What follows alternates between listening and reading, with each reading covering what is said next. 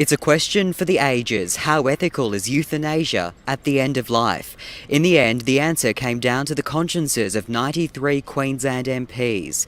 61 MPs voted in favour of the bill, including Queensland Premier Anastasia Palaszczuk, for whom this was a key election promise. This bill is about freedom. We need to provide choice. To say how they wish to end their life with dignity.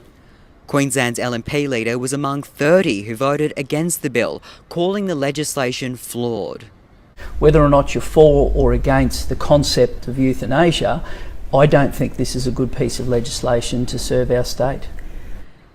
MPs didn't vote along party lines, with 3 Labor MPs voting against the bill and 10 members of the LNP voting for voluntary assisted dying. After 3 years of drafting the bill and 3 days of debate, on Thursday came the decision to legalise voluntary assisted dying. In the days preceding the historic conscience vote, emotions erupted in Parliament as politicians recounted their personal experiences. For my mum, the cruelest part was that there was no final hugs because he couldn't bear to be touched. He wanted to die at home, but that didn't happen. The ruling makes Queensland the 5th state in the country to legalise voluntary assisted dying, but currently it has only commenced operation in Victoria and WA. In Tasmania and South Australia, the legislation has passed, but it won't come into effect until later next year. There's now mounting pressure for law reform in New South Wales, the ACT and NT, where euthanasia is currently illegal. For advocates, the campaign for the right to die when they want and how they want was hard fought. Some have seen distraught loved ones unable to call time on their terms. I spoke to some supporters outside hospital.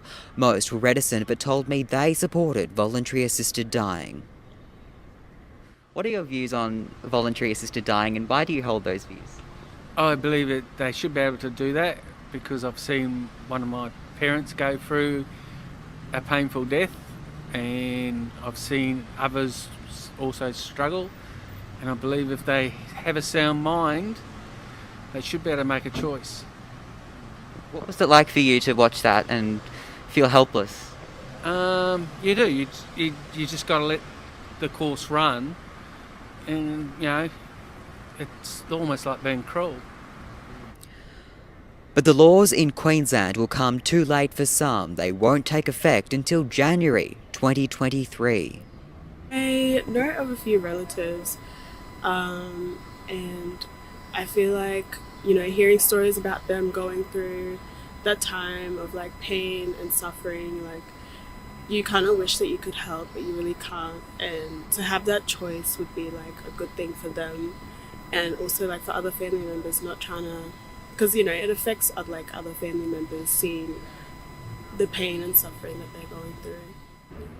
Opponents of voluntary assisted dying cite moral, religious and legislative concerns. Some feared there were insufficient safeguards to ensure patients aren't driven to assisted dying through coercion and abuse.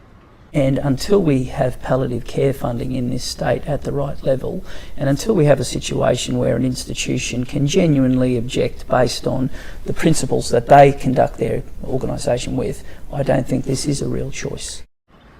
Queensland's bill has been hailed as the best in the country by key lawmakers, and it has different eligibility requirements from other states. You must have an eligible disease or condition that is expected to result in your death within 12 months or less. In all other states where it is legal, that prognosis must be 6 months or less.